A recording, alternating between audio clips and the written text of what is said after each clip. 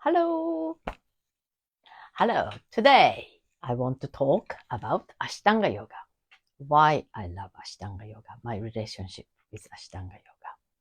And this is going to be a very easy talk for me because if you talk about something you like, then it's very easy to just keep going.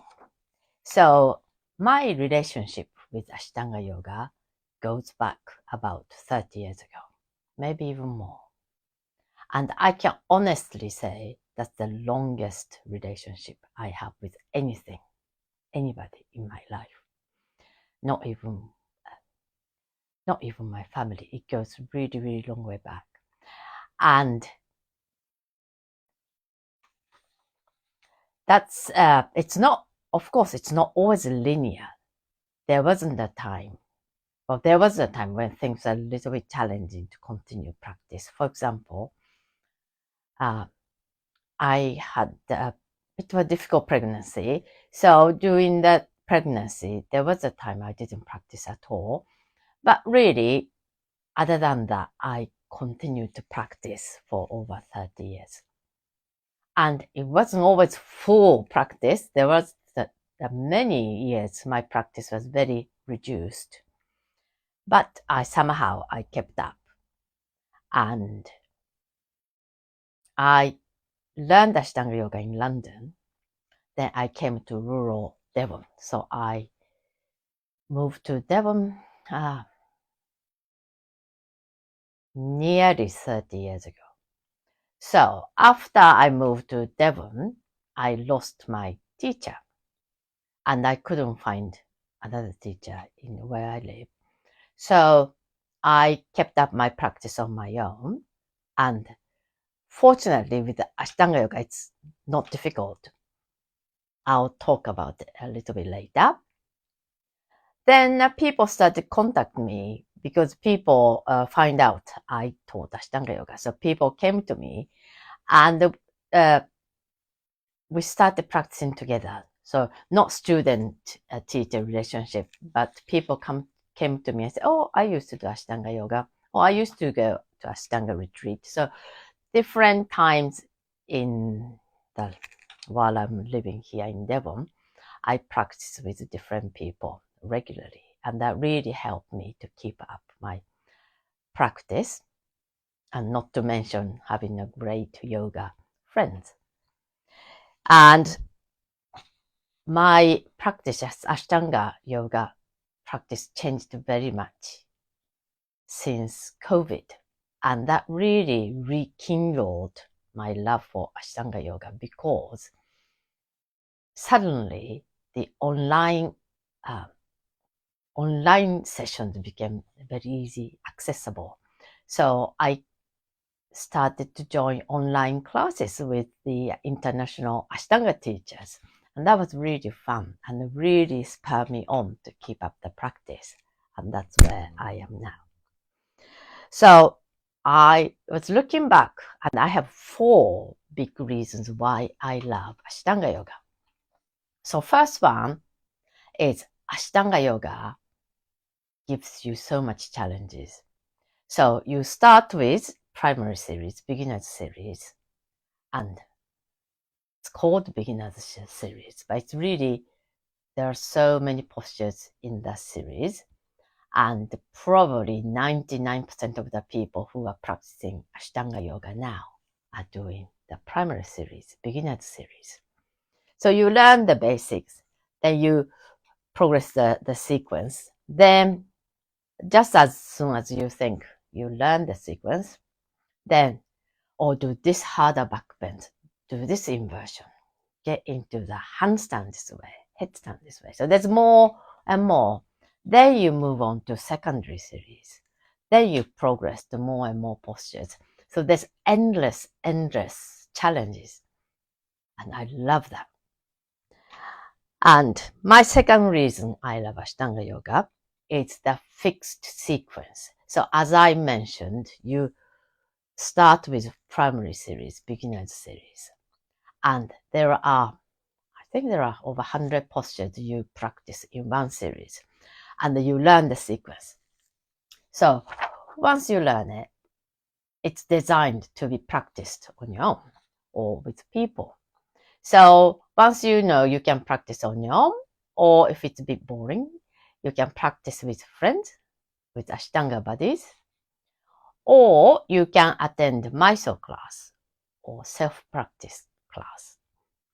And you practice so you practice at your own pace, own speed, under the supervision of the teachers, and teacher come and help you, assist you. So that's the design of the Ashtanga yoga makes a very personal, independent practice, which I really like and which really suit me. Third reason is breath movement connection. So many people have written about the breath in yoga, in Ashtanga yoga, but it still feels mystery to me. Breathing is the essence of Ashtanga yoga, the most important part of Ashtanga yoga. And there's some magic about focusing on the breath while you're doing the practice. So often I start my practice with jumbled mind.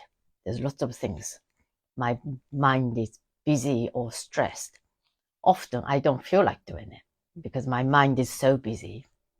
I start focusing on the breath, focusing on each postures. Then I really get into it. And by the time I finish the practice, lying down in Shavasana, it's just so tranquil and peaceful. And I feel so relaxed. Maybe relax is not even the right word. Just feel so transformed. So I really love the power and magic of breath and movement in Ashtanga yoga. And number 4 is the sense of humor. So I always detected this underlying sense of humor in Ashtanga yoga. And when you practice and when you get to certain stages or secondary series or even more, some postures are so difficult. It's just so almost impossible. You think you have to have a sense of humor and you have to have the ability to take things not too seriously and step back and see what you're doing. It's almost the Ashtanga yoga itself is saying, well, don't take it so seriously. It's only the physical body you're dealing with. My first Ashtanga teacher, David Swenson, he is really wonderful, wonderful teacher, still teaches. He often says, so when you do difficult postures, he says, okay, if you can't do it, do this modification. So he gives you modification, easier postures. And he said, if you can't do it, then don't worry about it and be happy. So basically, there's no pressure to take things so seriously. You can always step back and be happy. So I really like this sense of humor in Ashtanga yoga. But also there are a few drawbacks and there are criticism to Ashtanga yoga. So I'm going to talk about them. There are two main ones. First one is injuries. So that's the reason some people have love-hate relationship with Ashtanga yoga. Luckily, I've never been injured. So I always have very passionate love for the Ashtanga yoga. But I think, this is my personal opinion, but I think often injuries caused because of the attitude of the practitioners. Because we can get impatient or we can get competitive, not necessarily with the next person next to you in the class, but really with yourself. You can be competitive. You feel, I could do this last week. I can do this again, sort of attitude. So impatience and competitive, I think these are the reasons why people get injured in Ashtanga yoga. Also, I think it is true that some teachers push students a little too much. But you need to remember, teachers don't know your body. What's happening inside your body, only you know. So it's your practice. It's your responsibility. You're the one who are in charge and not the teacher.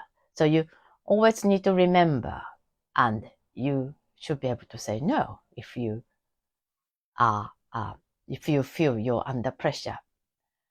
It's probably teachers not trying to pressure you, just trying to give you advice. But nobody knows your body as well as yourself. So you have to be in charge. And sometimes you have to say no. And the second criticism for Ashtanga yoga is monotony, boringness. Not many people admit this, but Ashtanga yoga can be monotonous. Of course, because you repeat the same sequence day after day, so it can be boring. But also that's where the magic lies. There's a value in practicing the same thing day after day, and you will definitely see the benefit or improvement. It's like anything else, any other sports, swimming, running, also playing guitars, learning to play piano.